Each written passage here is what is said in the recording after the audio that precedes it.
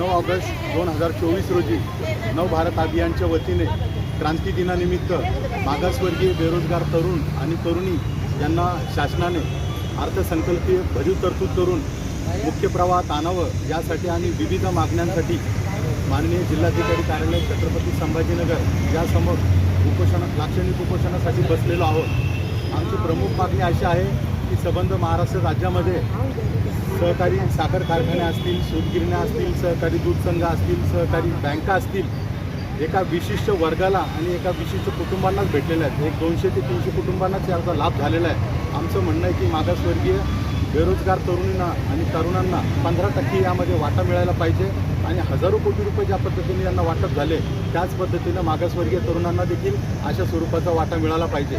त्याचबरोबर तेलंगणा शासनाने जसे 10 लाख रुपये ना परतावा बेरोजगार तरुणांना दिले त्याच पद्धतीनं दलित बंधू योजनेसारखी महाराष्ट्र शासनाने देखील अंमलबजावणी करावी आणि मागासवर्गीय तरुणींना 10 लाख रुपये ना परतावा द्यावेत। त्याचबरोबर संबंध महाराष्ट्र राज्यामध्ये 2,18,000 संस्था आहेत। पैकी मागासवर्गीयांच्या किती संस्था आहेत, त्यांची आज सध्या काय अवस्था आहे?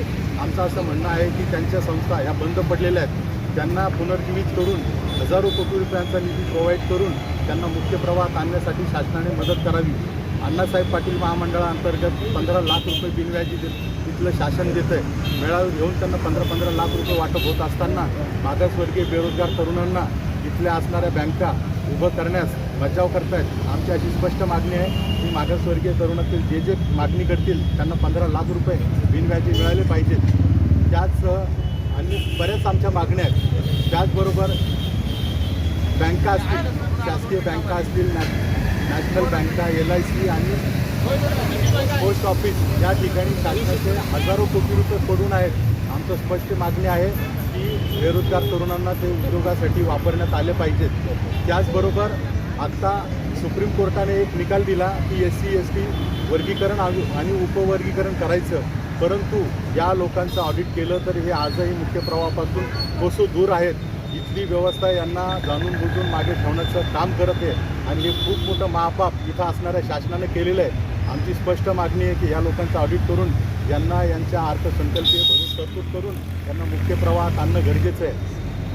काय नाव आपलं? मी ॲडव्होकेट जगन साळवे, मुख्य नवभारत अभियानचा मुख्य समन्वय। जे काही मुद्दे राहिले असतील ते मेन्शन करा।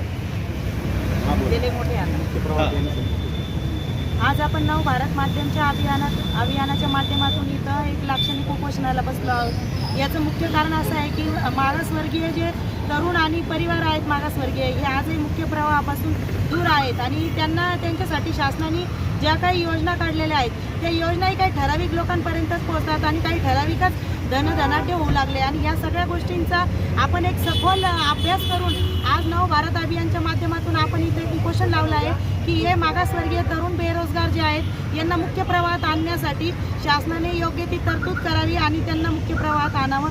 हाच आज आमचा नवभारत तरुण अभियानाचा मुख्य उपक्रम हा आहे। तुमचे नाव? मी प्राध्यापक जयश्री शेट्टी।